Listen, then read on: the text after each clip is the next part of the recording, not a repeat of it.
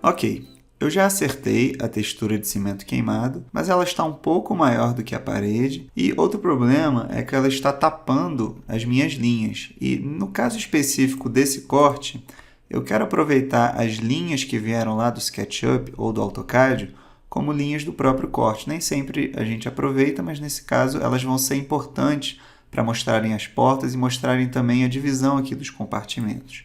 Então, eu vou pegar o meu plano de fundo, em vez de deixá-lo no final escondido pelas outras camadas, eu quero que, na verdade, ele fique acima de tudo. Para eu conseguir movimentar essa camada, eu preciso desligar esse cadeado.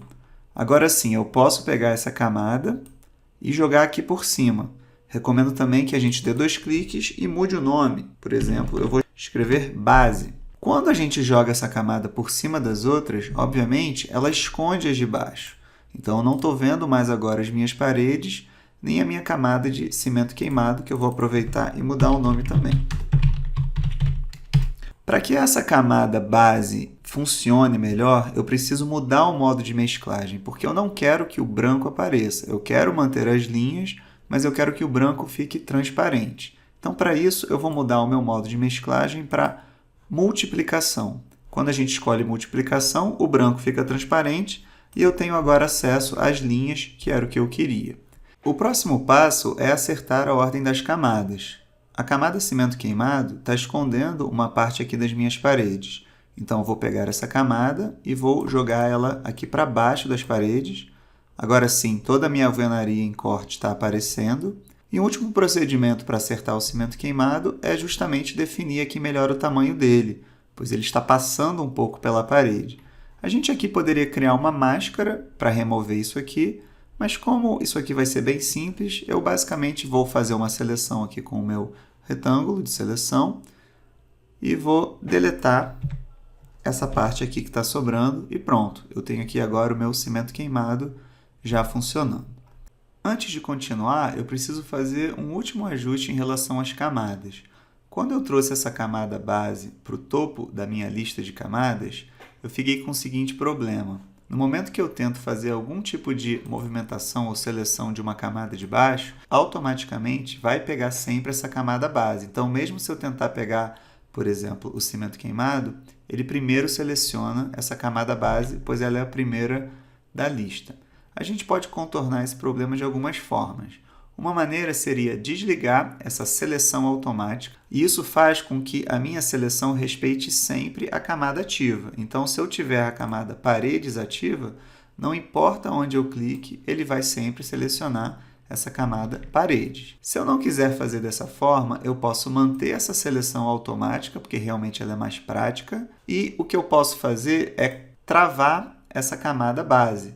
A gente pode clicar nesse cadeado, isso quer dizer que ela está travada, então agora eu não consigo selecionar ela. Então, a minha seleção automática vai passar a funcionar e vai ignorar essa primeira camada aqui da lista. O próximo passo agora é colocar a textura de madeira, já que a gente quer agora representar uma parede com um revestimento de madeira. Então, eu vou voltar aqui no meu Photoshop e vou abrir uma outra textura, que é essa aqui.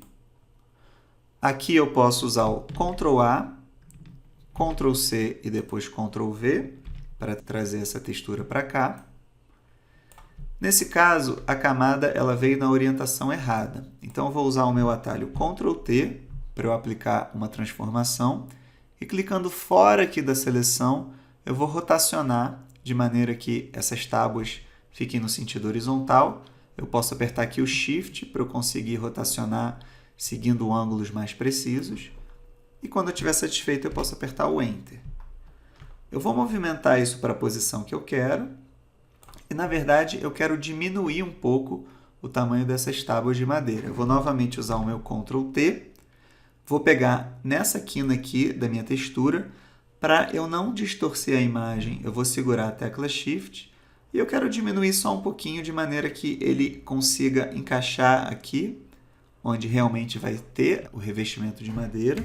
Se ele passar um pouquinho pelo cimento queimado, não tem problema, porque o que eu quero fazer aqui é justamente pegar essa camada, que eu vou chamar de madeira, e vou botar por baixo das paredes, justamente para que, na verdade, por baixo do cimento queimado, justamente para que a gente não fique com nenhum tipo de erro. Então, mesmo que ele fique um pouquinho maior, ele vai ficar ocultado pela camada de cimento queimado. E eu vou fazer uma cópia usando o Alt para baixo. Reparem que eu estou tendo um pequeno problema, que quando eu tento fazer a cópia, ele acaba selecionando a camada base que eu tinha travado. Isso acontece no Photoshop, não sei explicar muito bem porquê, mas o ideal aqui é, de repente, desligar temporariamente essa camada base que está travada, faço aqui a cópia até onde eu quiser, então encaixo ali embaixo usando o Snap aqui do Photoshop, ligo novamente a base, tá? E aqui o que eu preciso é pegar essas duas camadas de madeira e mesclar elas usando o Ctrl E novamente. E eu vou apagar aqui, ou eu poderia também usar uma máscara, mas nesse caso eu vou simplesmente selecionar e deletar, de maneira que agora eu tenho madeira em toda essa extensão. Então agora eu já tenho o meu cimento queimado e a minha madeira. Eu quero agora representar as portas, a mesa, o armário, a bancada, que vão ter essa tonalidade branca, como se fosse um laminado ou algum tipo de pintura branca. A gente poderia fazer isso basicamente indo na camada correspondente e apagando. Eu poderia fazer um retângulo e deletar uma parte correspondente da camada. Mas quando a gente faz esse tipo de procedimento, fica um pouco artificial.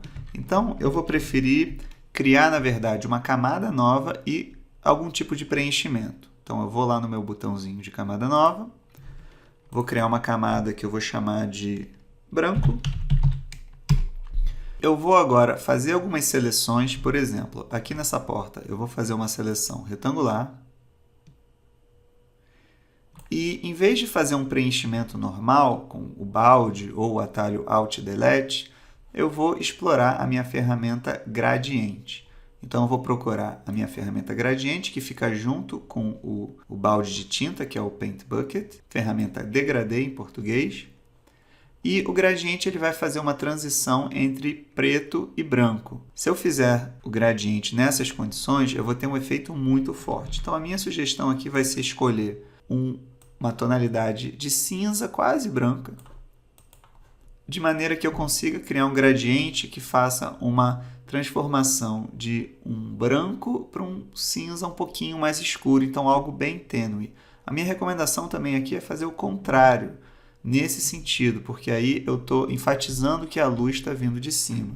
Então, vou fazer isso nessa porta, eu vou fazer a mesma coisa nessa outra porta aqui. Eu poderia até copiar, mas se eu quiser eu faço o mesmo procedimento, faço uma seleção e uso novamente o gradiente aqui de baixo para cima. Aqui seria importante que eu pegasse essa camada e colocasse por cima do cimento queimado, senão eu não vou enxergar nada. Então, vou agora fazer na direção correta. Vou fazer a mesma coisa com essa mesa. Se a gente quiser fazer uma seleção mais rápida, a gente pode vir aqui na varinha e fazer uma seleção direto aqui na camada. Nesse caso, eu sugiro a gente desligar o mostrar toda a camada para ele selecionar realmente só a camada base. Depois a gente volta na nossa camada e usa aqui o degradê de branco para preto. Vou fazer a mesma coisa aqui nesse armário, faço aqui uma seleção, faço aqui o meu gradiente, Ctrl D para desselecionar, aqui a mesma coisa,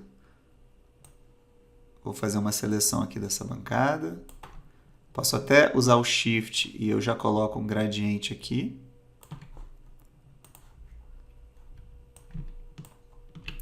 e aqui a gente tem como se fosse um frontispício que está lá no fundo. Então, acho que vale a pena também eu colocar esse preenchimento aqui no fundo. Mas eu vou tentar aqui destacar mais a sombra. Então, eu vou querer que a minha cor mais escura prevaleça mais. Vou tentar aqui, posso até colocar um pouquinho mais escuro. De maneira que a gente tenha a impressão de que isso está lá no fundo. Acho que agora ficou legal. Então, com isso, a gente tem uma camada que está por cima das outras e está indicando alguns materiais nas portas, na mesa, aqui no armário e também nessa bancada.